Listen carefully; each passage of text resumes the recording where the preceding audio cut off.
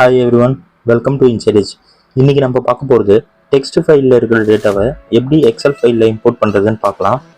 So இப்போ நம்ம ஒரு எம்டி எக்ஸல் ஃபைல் ஒன்று ஓப்பன் பண்ணிக்கலாம். தென் மேலே ரிப்பனில் இருக்கிற டேட்டா ஆப்ஷன் செலக்ட் பண்ணிக்கோங்க. அப்புறம் நியூ கொரி ஆப்ஷனை செலக்ட் பண்ணிக்கோங்க.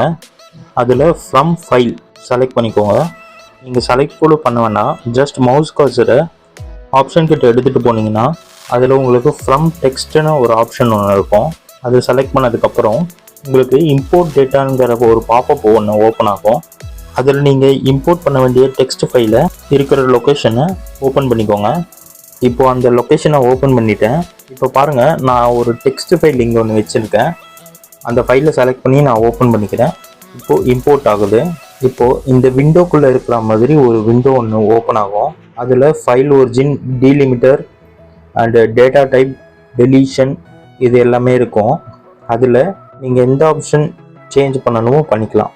ஃபைல் ஒரிஜின் எதுக்குன்னா, நம்ம இங்கே டெக்ஸ்ட் ஃபைல் இம்போர்ட் பண்ணி அதில் இருக்கிற டேட்டாவோட டைப்பிங் ஃபார்மேட் சேஞ்ச் பண்ணுறதுக்காக யூஸ் பண்ணுறது தான் ஃபைல் ஒரிஜின். டீலிமிட்டர் எதுக்குன்னு பார்க்கலாம். இப்போ என்கிட்ட இருக்கிற டேட்டாவில் ஆட்டோ டீலிமிட் ஆகி பர்ஃபெக்டாக இருக்குது. அதுவே இப்போ ப்ராப்பராக உங்களுக்கு தேவையான செப்பரேஷன்லாம் இல்லைன்னா டீலிமிட்டர் ஆப்ஷன் யூஸ் பண்ணி டேட்டா காலமில் வரா மாதிரி செட் பண்ணிக்கோங்க. நெக்ஸ்ட்டு நம்ம பார்க்க போகிறது data type, deletion, preview format தான் இது. இப்போ நீங்கள் இம்போர்ட் பண்ண டேட்டாவில் இப்போ நான் என்கிட்ட இருக்கிற டேட்டாவை ஃபஸ்ட்டு 200 rows மட்டும் ஷோ பண்ணால் போதும்னு வச்சுருக்கேன். இன்கேஸ் உங்களுக்கு என்டையர் டேட்டா ஷீட்டையும் பார்க்கணுன்னா செகண்ட் ஆப்ஷன் செலக்ட் பண்ணிக்கோங்க. அதே மாதிரி இன்னொரு விஷயம், இம்போர்ட் பண்ணுறதுக்கு முன்னாடி நீங்கள் பார்க்க வேண்டிய இன்னொரு விஷயம் இருக்குது. டெக்ஸ்ட் ஃபைலில் இருக்கிற டேட்டாவை எக்ஸல் ஷீட் ரோ எக்ஸ்டீடட் லிமிட் குள்ளே இருக்கிற மாதிரி பார்த்துக்கோங்க. இது எல்லாமே ஓகேனா கீழே லோட் ஆப்ஷன் செலக்ட் பண்ணிக்கோங்க. நான் இப்போ அதை செலக்ட் பண்ணுறேன்.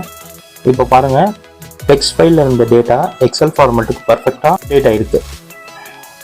ஸோ இந்த மாதிரி தான் நம்ம டெக்ஸ்ட் ஃபைலில் இருக்கிற டேட்டாவை எக்ஸல் ஃபைலுக்கு கன்வெர்ட் பண்ணிக்கலாம். Thank you everyone. Please subscribe for more videos. By.